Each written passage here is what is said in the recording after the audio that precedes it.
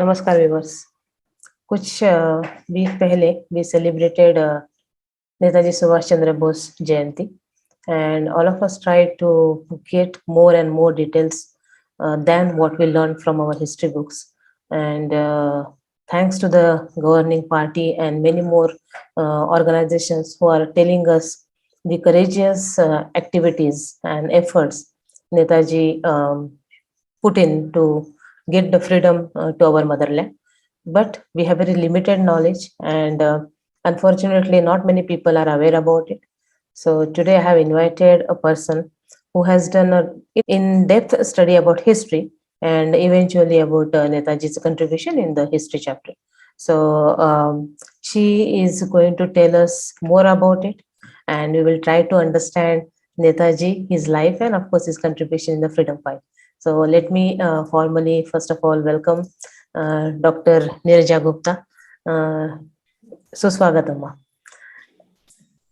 Now, Dr. Nirja Gupta is currently working as a Vice Chancellor of Sanchi University of Buddhist and Indic Studies, Madhya Pradesh, and Bharat Shod Sansthan, she is part of it, and also Academic International Chair for the Geo Studies.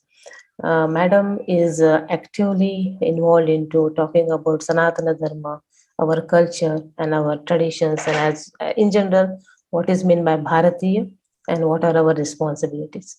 So today's topic, as I said, is Netaji Subhash Chandra Bose. So before we get onto the topic, ma'am, the intention of this program is also to let people know about the individual who have taken something different and dedicated their life for that work. So I would like to know about your beginning in the study of history and also in so much of involvement into this topic. First of all, thank you so much for making me part of your journey to reach out India in different manners. And I congratulate you and entire team for taking up this as a pursuit. As far as my journey continues, I belong to two parts. One is the normal professional working woman who, in their profession, try to seek out certain truths. Yes. But I'm also a great traveler, and my work has taken me to different places. So, what we studied in the books was very much different from the places I visited. I see. And these monuments, these buildings, these societies, these archives, these diaries, they tell a different tale. It doesn't match with the curriculum or the syllabus or the narratives Yes. that has been made popular. Mhm. So the conflict started from there. Hmm. Be it the scriptures or the scientific truth about India or the historic journey of India or even the span of my country. I cannot limit it to the geographical boundaries of India as we see it today, because the span is magnanimous. So, because of these travels and these questions, I think I started searching back. Mhm. So, most of the journey has been like a loner, depending upon the places which spoke the truth well over than the books. So mostly in academics, am I right? And we always look up to our teachers to know everything, whether it is life science, whether it is science, whether it is history or something, any other topic for that matter. But of late, you can see this is a topic, or this is a kind of a concern to everyone, that the academic knowledge is not sufficient to become an individual that we want to be a citizen of the nation, or a responsible citizen of the nation. So what is your opinion on have the teaching techniques deteriorated, or the grasping techniques need more, I would say, more efforts? Okay, I would like to put like no blames on teachers, because teachers are given the task. So the strategists are somewhere else. I see. Had they been the teachers, it wouldn't have gone this deterioration. Here, the strategist is different from being a teacher. And those who plan what is to be taught, if they are not teachers, then they will not connect with the generations. So today the teacher has been reduced to just like a postman. Like you give a bundle something and the bundle has to be delivered. So the teachers are delivering the bundle, whether it's a school or college or university or research organizations. And in due course, the expectation from the society has increased. So this burden of expectation has reached to a certain point where everything is blamed upon the education. If sanskar is missing, then education is wrong. If samaj is missing, then education is wrong. If rashtra is missing, then education is wrong. Well, if you look at the teachers, they're doing their duties perfectly because they have been asked to deliver a certain content and they're delivering it. So there was a gap between the samaj and the strategists. The strategists have failed to come up to the changing demands of the society. If that part was looked into well, then I'm sure this deterioration in teaching wouldn't have been possible at all. So now, when I look at the new education policy and different things, till now, what happens if you enter into the gate of your school or college or university, that gate became a divider. It cuts you off from the society. So what we study inside the gate has nothing to do what is there outside the society. And myself being a lady, and you are also an educated lady, you might have also come across a particular phrase like "padhi likhi ladki," which is not a praise. No. It is sort of a sarcasm. That okay, you are an educated girl, so that means you have nothing to do with the samaj and parivar and sanskar. So up to this level, the education had reached. That if someone is being educated, being a girl, then it means she's of no good, like the education is only to earn money. So, our shastras say, shiksha arth kari, yash kari cha sukh kari. So, arth kari is okay. If you earn out of shiksha, it's fine. But what type of earning? Yash and sukh should also come from it. Now, these two are the spiritual quotient. Yes. These two are not the they are not the physical attributes of shiksha. So now, if you remove the spiritual quotient from the education, then definitely a deterioration will be seen, because man is a component which is holistic.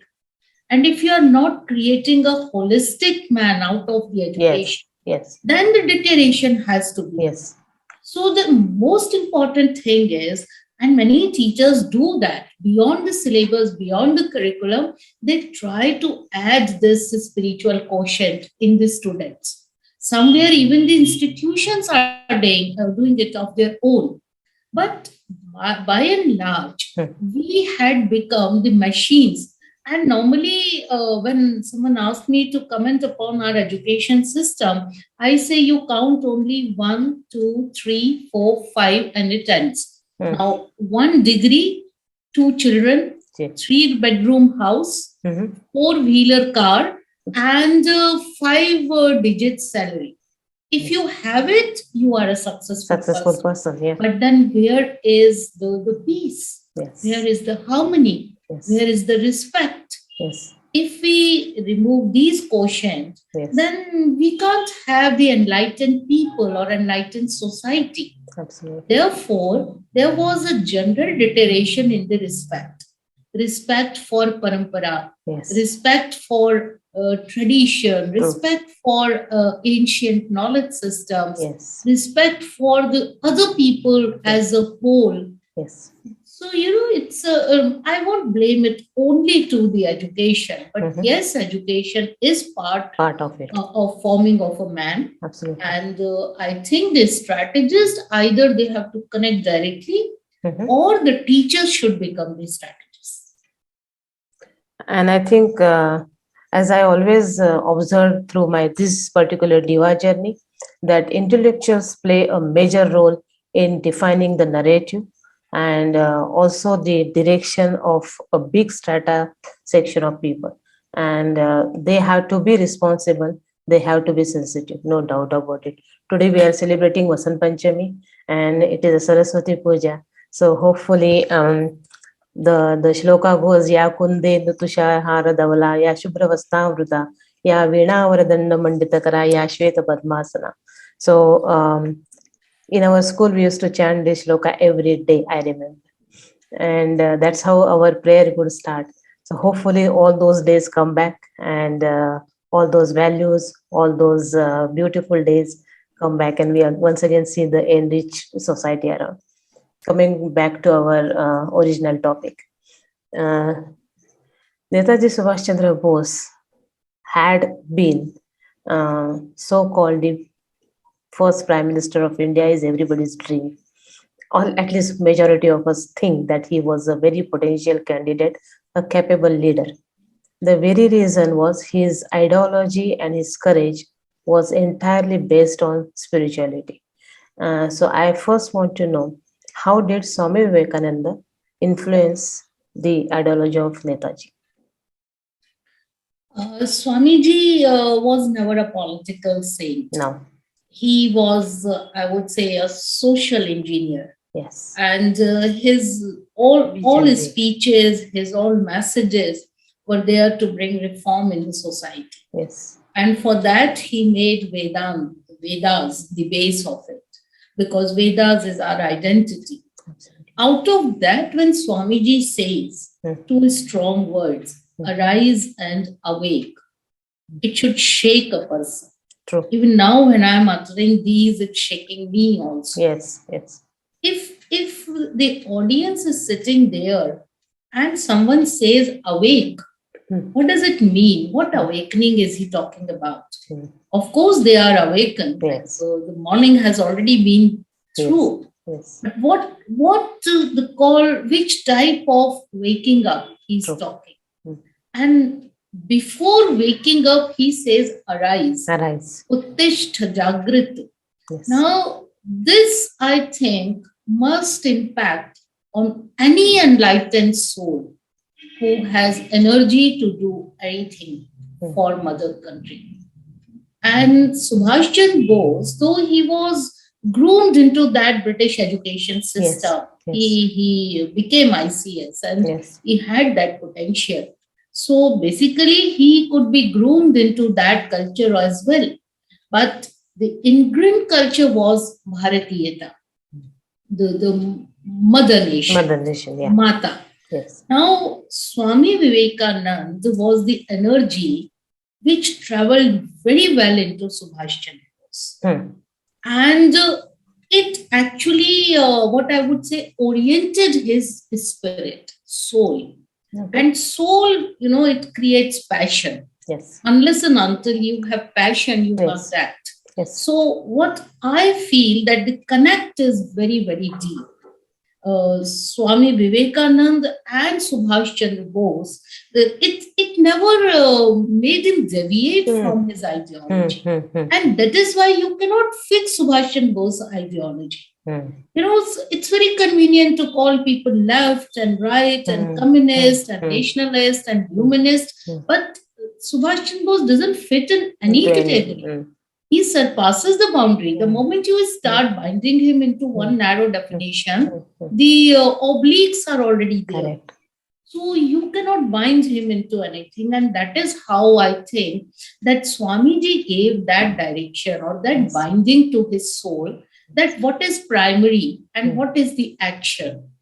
And that connect, I think, is very great. Yes. That impact is very definitely. And as Swamiji has said that, according to his complete works, Subhash. Yes. So he has said that the society was in a tamasic state, and I wanted to bring the Rajasic state into them. So arise and awake, get ready to do the action, some sort of an action. And that's exactly we see in Netaji Subhash Chandra Bose. Madam, so Netaji Subhash Chandra Bose, he was a really highly qualified man, as you said, ICS, coming from a very wealthy background because they were really prosperous family background. And just now you mentioned that his intellectual power and his potential was so heavy and so high. Um, the leader of that era, why couldn't they take it, and why couldn't they leverage his ideology and work accordingly? Why was he completely sidelined? See, he tried his best to come in the mainstream. Yes, He compromised a lot. yes, He actually gave full respects. So Huh. much so, though, even he was sidelined, the other side also could not stop giving him respects. Up to that level, he earned respects. True. And that can happen if only a person is very upright, Mm-hmm. very sure on the Mhm. ideology, Mhm. and doesn't change his mind. True. What I have found in his entire journey was that he had a very clear vision Vision, yes. and clear understanding. Yes, yes. He could see the global placements. True. He could see the world affairs in Yes. such a manner that he could analyze and he could make up his mind according to the situation. Mhm. And even in the global politics, we found that he was so right. Yes. Now, today, whatever he anticipated has actually come up exactly true. Yes. So, we cannot suspect his understanding of the global affair. While at that time, the local leaders were more engaged in creating a popular faith in them, creating their base.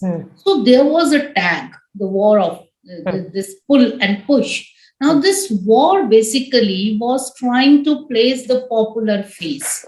While Subhash was not involved in creating himself as a popular face, he was more worried for India's freedom. And his all actions, his all sayings, his all determination, his suggestions, they were not based on the popular notion or popular sayings or who will share the stage, who will hold the mic and who will be the public face and all. It was very clear what should be done, how it should be done. And secondly, maybe because he was also trained well in the British education, he was never in awe of Britishers. True. He never came under their mental Obligations, yeah. or as if he's sitting against a British officer, then he has to hide his face that, oh, yesterday I criticized you. So he had no shame in challenging the British regime. I think because of this straightforwardness and his stubbornness, I would say confidence in his own thinking. The candid.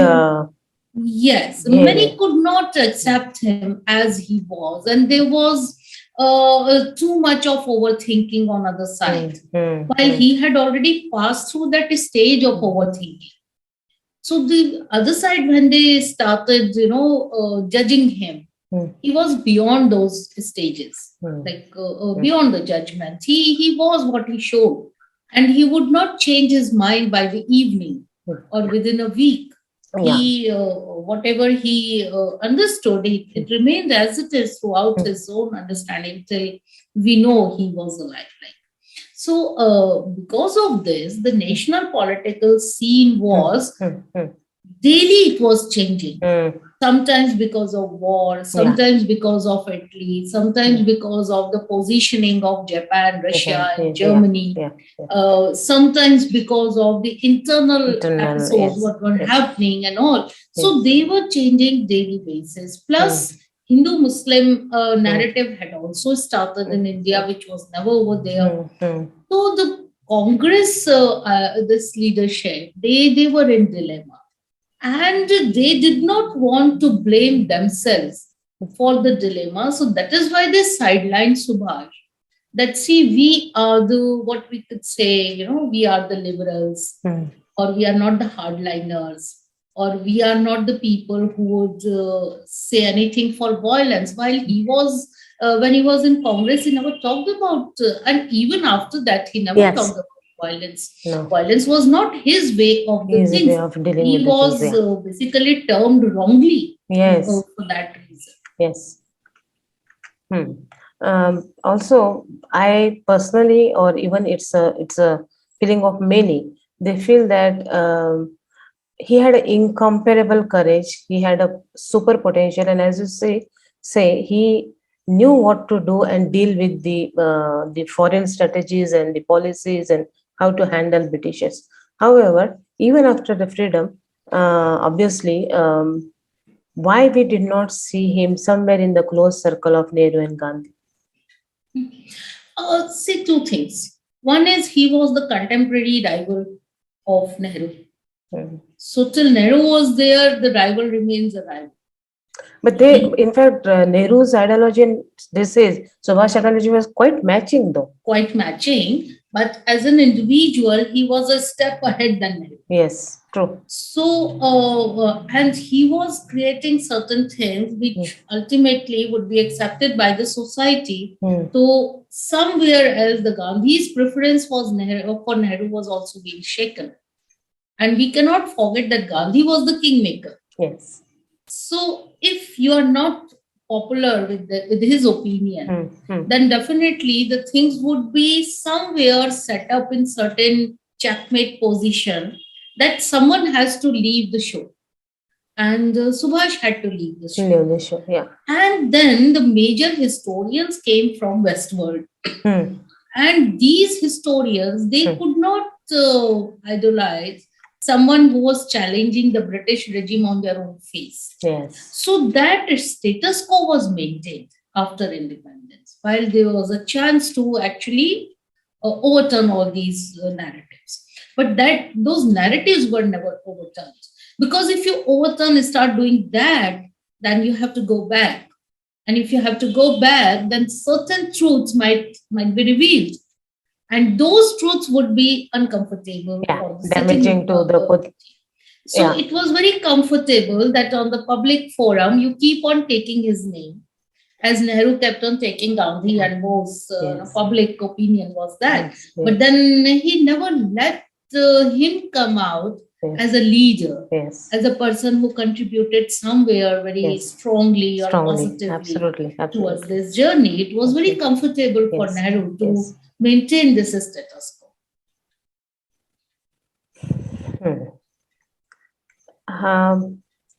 Did we get freedom due to ahimsa, the calm approach, or we got it because the revolutionary actions or approach by a certain section of society, or because of the Azad Hind Sena?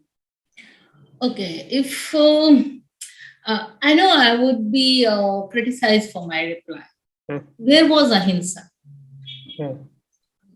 I have not seen ahimsa during whole of the freedom of struggle. Either there were riots or there were, very, very brutal attack on Indians, or there were lathi charges, or there were, on Gandhi's insistence, Indian soldiers going to take part in World War.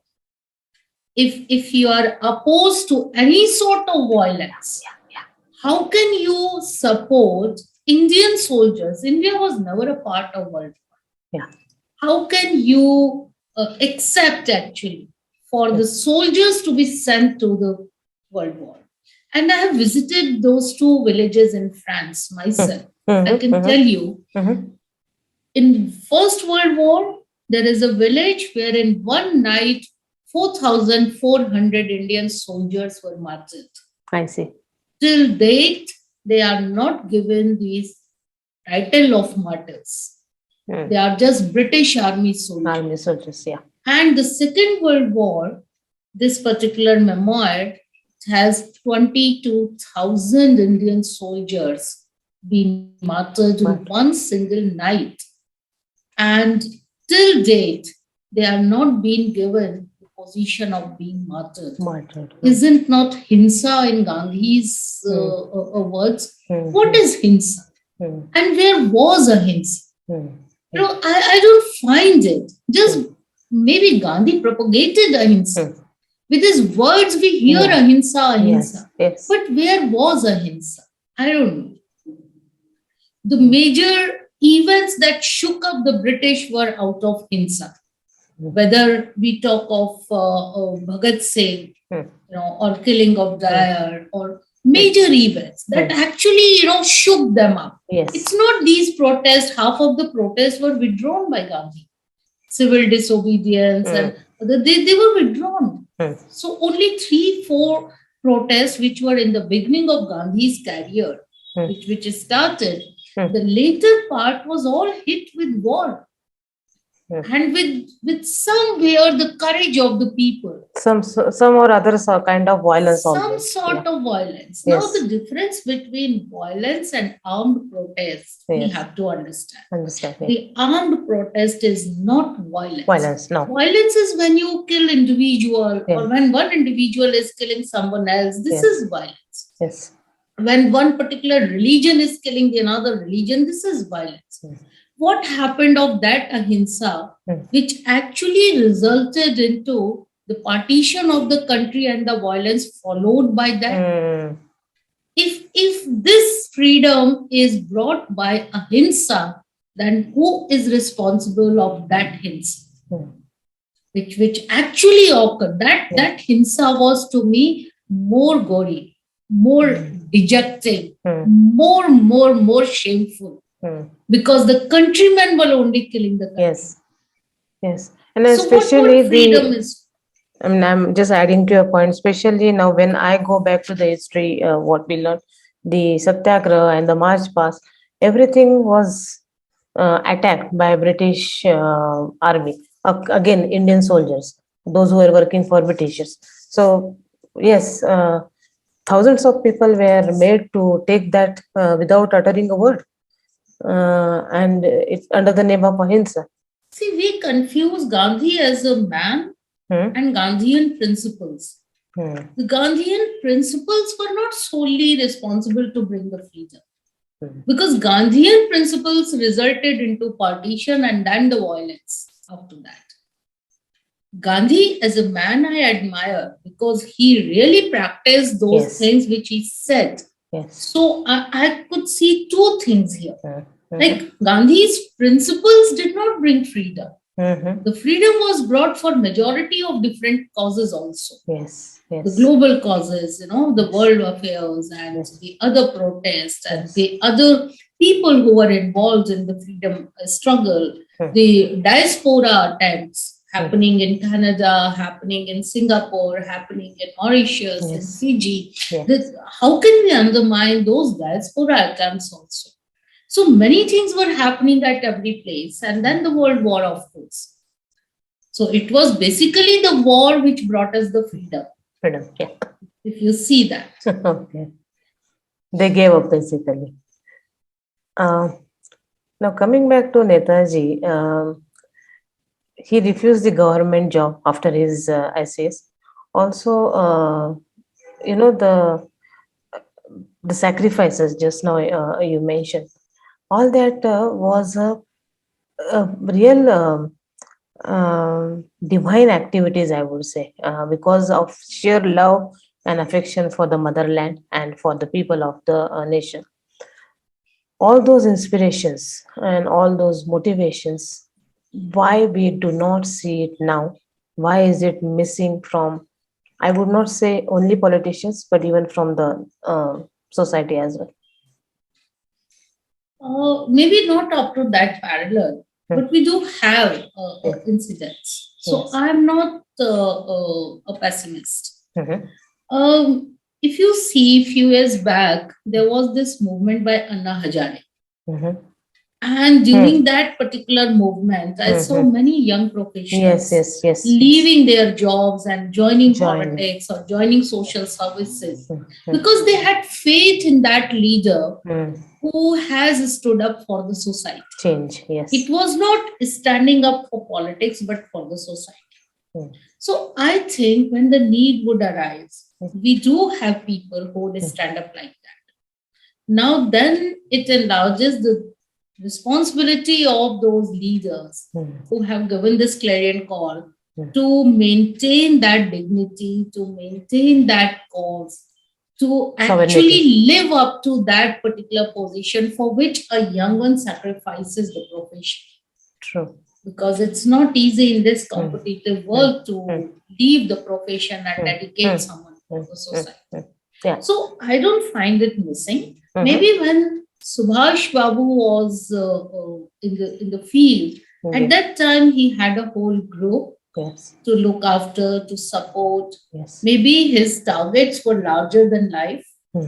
And he had no other option but to leave that and then come to the field, So I'm sure people would rise up to the call if the need be. And as I always heard from leaders like you mentioned, you also echoing the same thing, that then we had a definite target, fighting with Britishers. Now we do not have a definite cause, and that's the reason people are silent. But if there is a need, yes, many will come forward. I have seen nowadays there are so many social media Samaritans.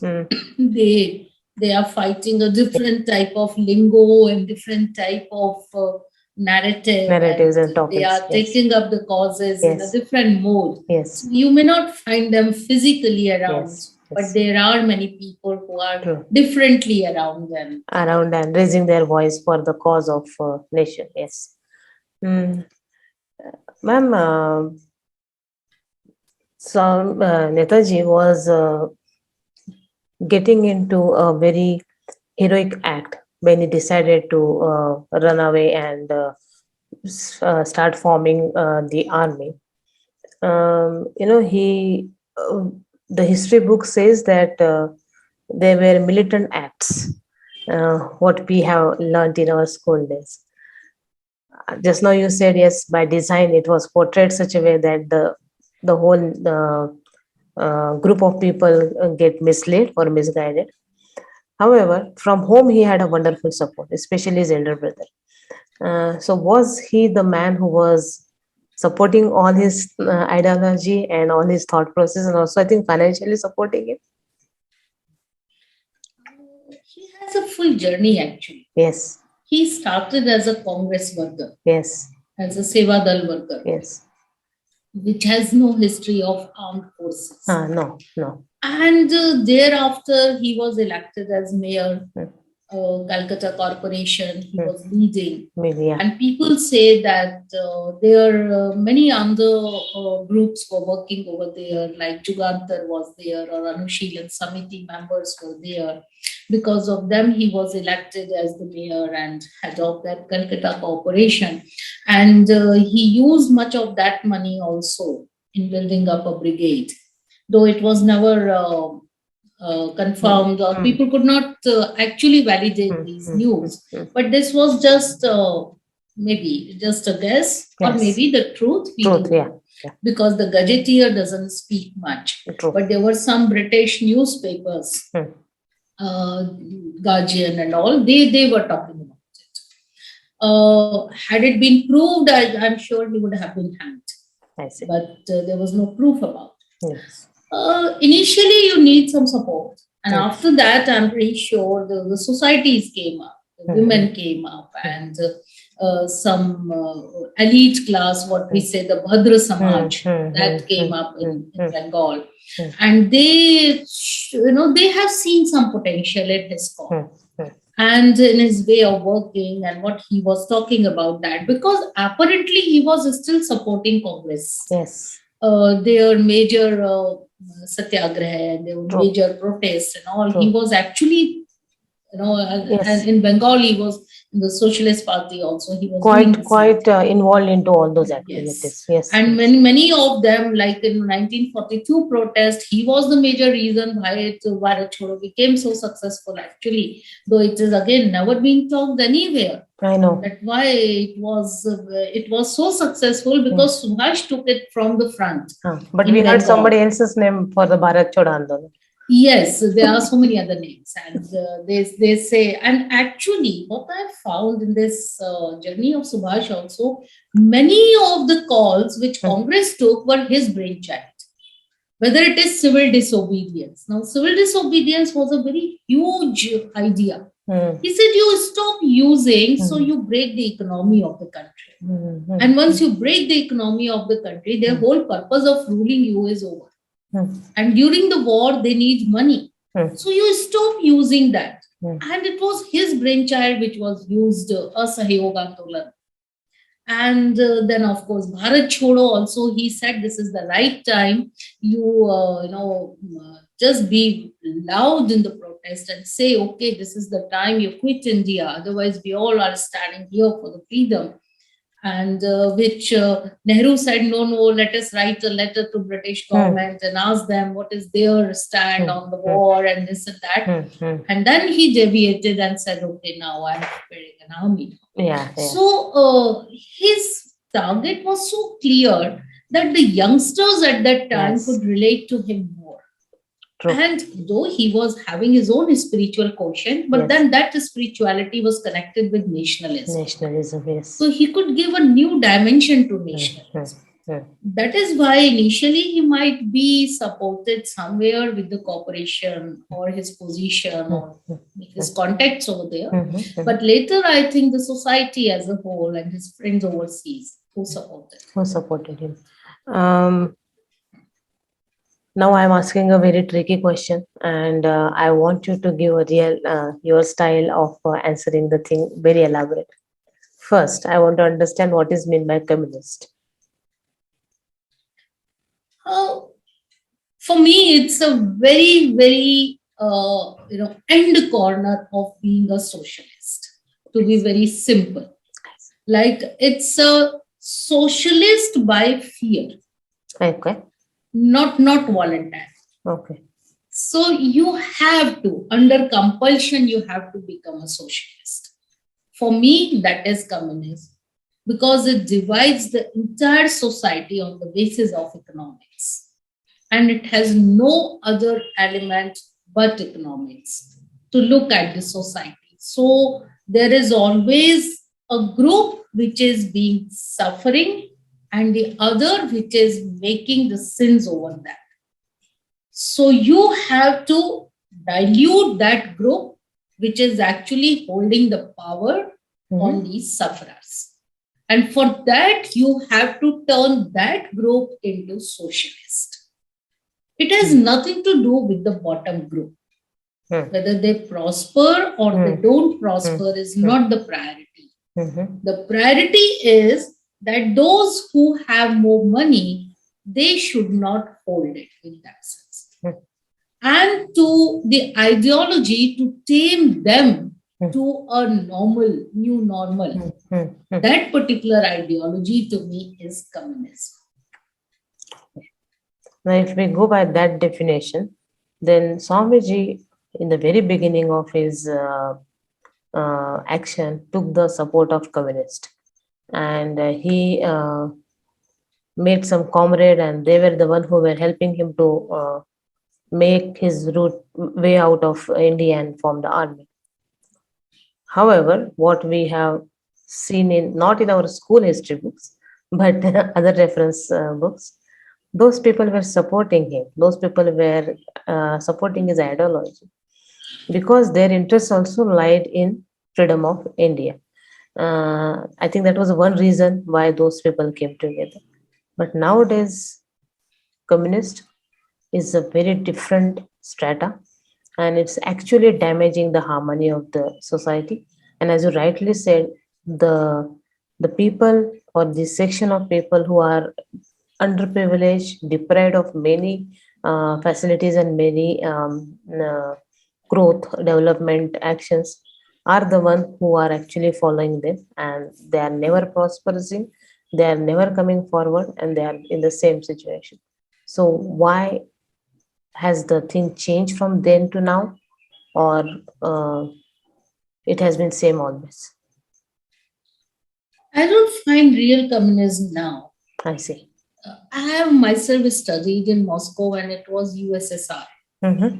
Was not a disintegrated nation. And when I see Russia at that time and now, I don't find the communism over there. I see. Similarly, many other countries, they say China is a communist country, then why it is capitalizing the whole world? So, to the real communism, I don't see it's in practice anywhere. It has turned micro capitalists in countries and people. So basically, it's something like usurping more power, usurping more space, more wealth. It's basically nothing but the capitalism in another form. Today, what the communism has left only as a charter for the masses, Yes. not for the people who are governing. Yes. So the ideology is not there for the leaders or for the governance or for the politicians. But, sorry to interrupt, but the states in our nation who are under the communist are the one with going with the same idea, what you are saying. They are not allowing the people to see any development. No, nothing. So they are going with that thought process. So how can we still say that governing body is not communist? Absolutely. Their basic ideology has been diluted. They you see the Politburo or their whole, maybe the formation, everything, it may look same because they have a same, what we say, the jacket. So they are wearing the jackets, but what about the souls? You know, the only quotient of that particular aspect we have kept is violence. Apart from violence, what other elements of communism do we find even in the States, even in India? I don't find anything which relates to the haves and have-nots and bridging them. Or maybe you say, okay, one is a bourgeois class and one is the worker class. And what are we doing for the worker class then? Where are those organizations who would stand up for the underprivileged ones? They're not opening good schools for them. They're not having some good working conditions for them. They are not offering some better service conditions for them. They have this, golden opportunity to show that how important this particular ideology can be. Yes. But they have failed in doing that. And I could see only violence is being kept out of that whole charter. Yes. That you It's eliminate more of a slavery, anyone. more of a dominating this particular class, and more of a negative. So what were zamidars earlier? Yes. They were doing the same thing. Yes. So these are new era zamidars to me. Even in the countries, abroad, where you just name any particular communist country which is actually communist. I don't find them. The underline is that basic human greed. Yes. So they are beyond any ideologies, basically.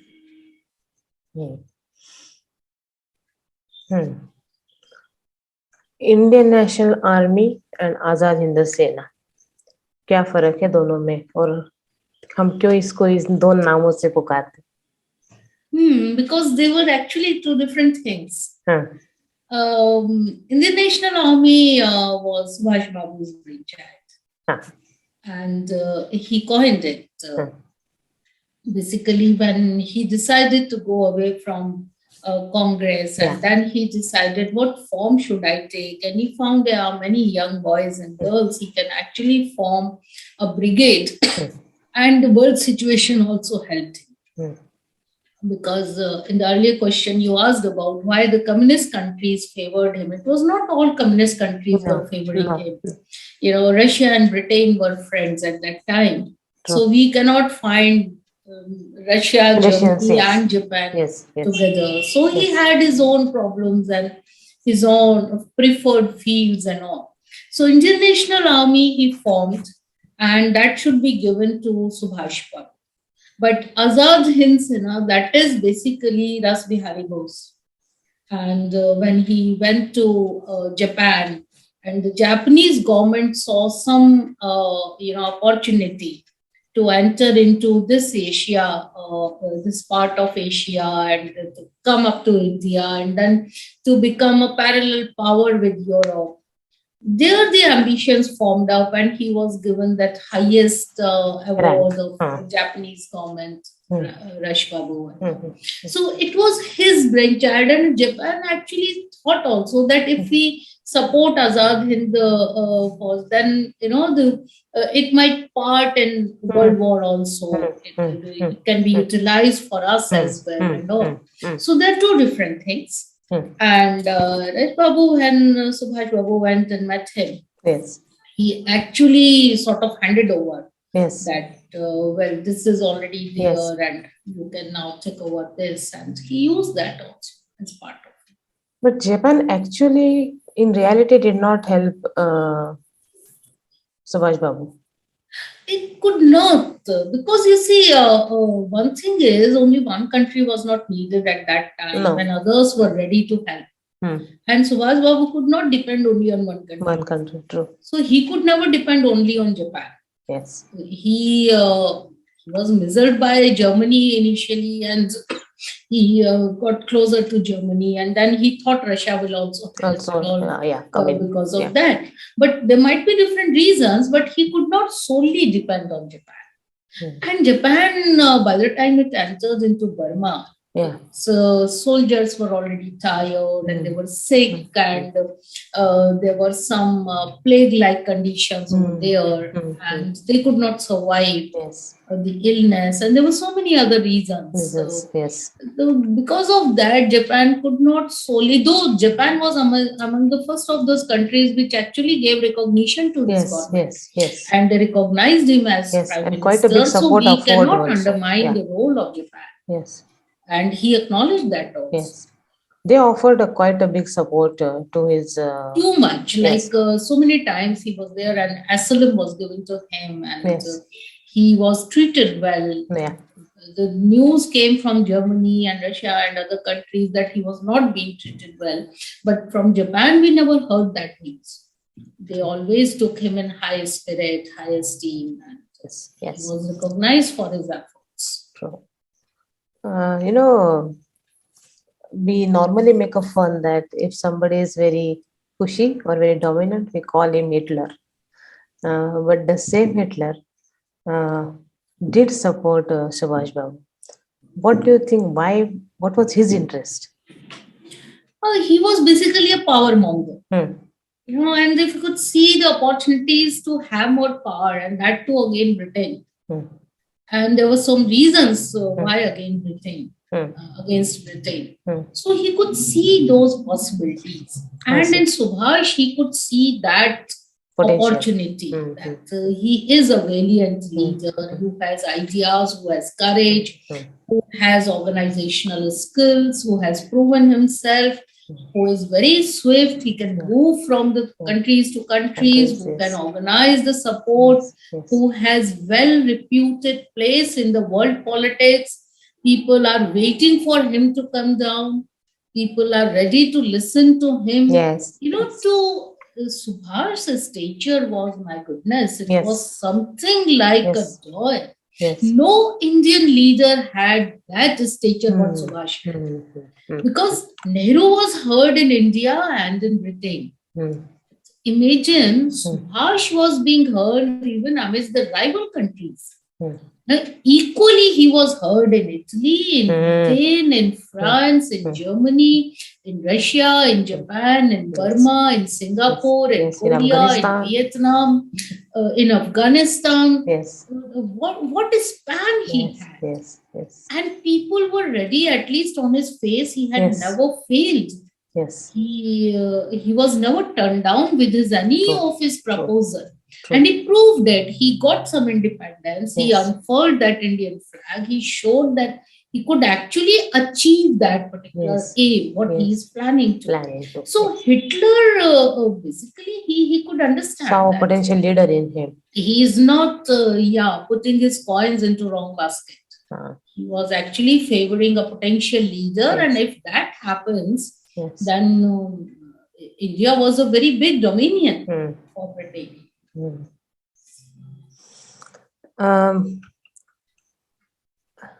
Nirja ma'am, I think from the time Subhash Babu started his activities and his the miserable end to his era, it was not a long story. It was hardly a 5 to 6 years of investment. But as you said, the range was really high, and the kind of dynamics and the shares to his activities were brilliant. But do you think India as a nation could not relate with all that, and that's the reason that formula did not work? Why only Subhash Chandra? Hmm. India celebrated only few. Hmm. Let us put it this way. Mhm. Only few are glorified, particularly one from the Congress, Hmm. and out of Congress also one from the family. Hmm. Otherwise, you start taking the names Hmm. and you say, okay, we have heard, we know something, we understand. But the way Subhash Babu was treated is criminal. Yes. And as you said, rightly said, that his public life was very small, looking into the decades of others. Yes. In the, not even one decade, not No. even one full decade, Full he decade, yes. dedicated for the country. Yes. Yes. And in that smallest span, he left behind so many, we say, the events or incidents or narratives Hmm. that the way he should be taken up Hmm. Hmm. have been systematically sidelined. True. And By this could design. not have happened unless and until you planned for it. Hmm. Yes, I said by design. So he was planned to be sidelined. Yes. Even now, when we say, okay, his diaries would be made open, or his records would be made open, I'm not sure how far they would substantiate his realities. They are just for some of the satisfaction of some researchers. True. But what about the mass public? Mass public. True. Even now, we have failed to make him rise like a public figure. Yes. Yes. So that is, of course, with design. Hmm. And now, even if we go back, how many ardent researchers would we find? Only private diaries, some writings, some friends, some relatives, and we know they are subjective. We don't know how much analytical material we could find Available, out from yeah. there. Yeah. So, and now if you go to Britain, you find that, okay, Gandhi's name is included in that Lincoln College, Nehru's name is related to Cambridge, but for Subhash, he has not yet been identified as an alumni of his own institution. So even now, that oblique look, Acceptance, yes. that discordance, Yes. and that neglect is still there. There. There is a certain section in the society who doesn't want to celebrate Subhash. Because the moment we start celebrating Subhash, it would be the largest leader out of it. And he was so magnanimous, like he only called first time Mahatma. Yes.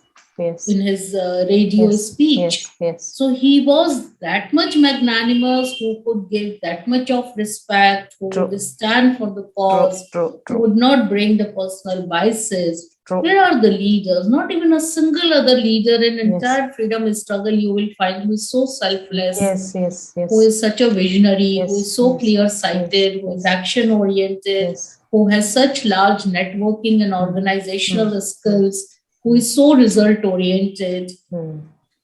All adjectives fall short for Subhash. It's very unfortunate and very disheartening that a couple of people are glorified larger than life, and it is portrayed as such that only those two brought the freedom to motherland. But there were many who actually were practically working courageously, sacrificing many things. For that matter, even Savarkar. My goodness, what a personality. But how well all these potential and courageous people were kept aside. And when we say that my nation is based on Sanatana Dharma, and my people are very tolerant, and my people are very sensitive. But when we go back, we see that what I am seeing is what I have been seeing from that day. same thing continues. Those people who are capable, those people who are having a mind to do are kept away, and credit is given to somebody else. The glorified days are seen by somebody else, and those who are there to sacrifice, they only sacrifice. So it's very, very disheartening, very unfortunate. Last word, ma. The plane crash story is also told in such a way that no, we don't know whether he is dead or no. I mean, so much of politics to that extent. Still, as an individual, I don't know whether he really died in that plane crash or was he still alive. So individually, I don't buy that at all. I don't buy that theory at all. For me, he didn't die in that plane crash. Okay. And I'm very sure about it. Because the logistics don't approve that. The facts don't approve that. I see. So many other findings, they don't consolidate the fact that he died. I see. Because if that was true, the nation would have reacted in a different manner at that time. So the reaction of the country also doesn't match. A person of Subhash Babu's stature dies in a plane crash. The news cannot reach to the country in the sleeping hours.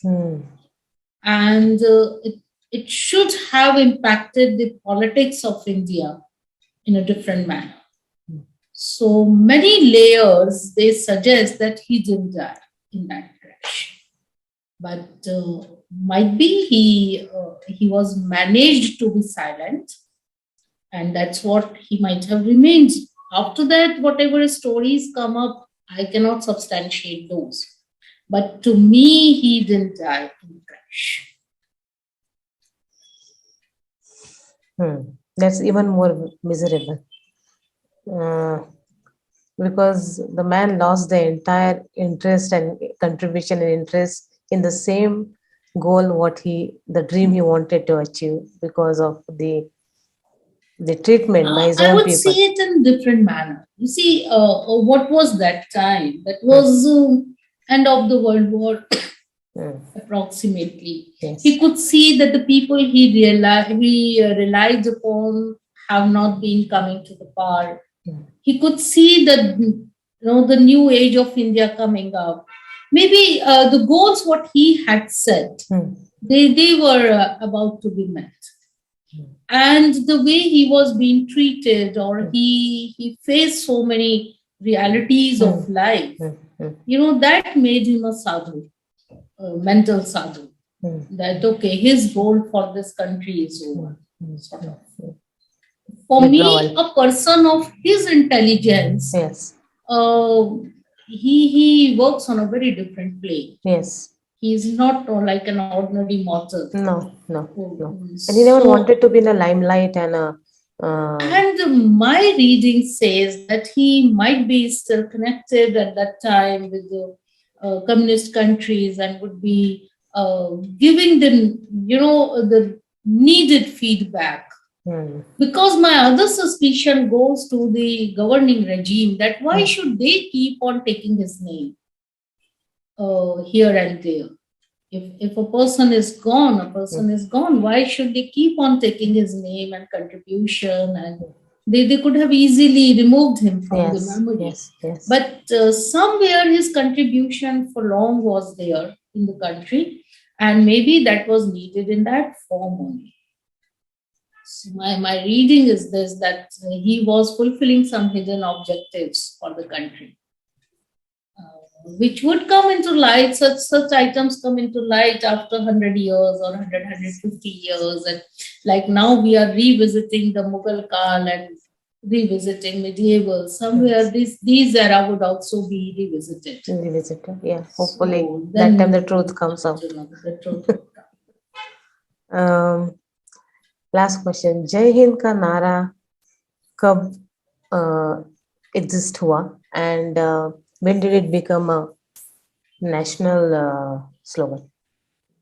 So recently I have written a book And that book is the Indian freedom fighters on other soils. That is the diaspora of freedom fighters. And when I was writing that book, I came across a personality from Kerala, Champak Raman Pillai. Okay. And though again he was not very much celebrated here, but he actually worked a lot. And with him, Swami Vivekananda's brother also has worked in Germany and in some other places. And he gave that in 1907, the first time Nara called Jai Hindustan Ki. And from Jai Hindustan Ki, it came to, because at that time, if you remember, the Bang Bhang was there. And when Bengal was partitioned, the Jai Hind and Vande Mataram, two things have become very crucial at that time. So he coined this particular Nara in Germany, Jai Hindustan Ki. And later we have in records that Subhash Babu met him, Champak Raman Pillai, and then he liked the smaller form of it, Jai Hind, instead of saying Jai Hindustan Ki. And he liked that, and he incorporated that in his life, even before that became a slogan for INA. It was his style, and he would say Jai Hind even in the Congress meetings, and this Jai Hind had become a word out of that. Even today, a couple of years back, I visited Thiruvananthapuram. There, near the stadium, there is a statue of Subhash Babu, and it is written Jai Hind. But I feel sorry that that place belongs to Champak Raman Pillai, and it should be his statue, and that Nara should have been given to him. But I'm happy that at least in Kerala, you find him at least. The way the Nara, the slogan came from there only. So it's like that. Okay, sure. Thank you so much. And I really appreciate and admire the way you have explained many things to us and to our audience. And we wish you all the best. And thanks for taking out time from your busy schedule. Thank you so much. And I wish you all success for this wonderful endeavor to you and to your entire team, and look forward. Thank you. Dhanyavad. Namaskar.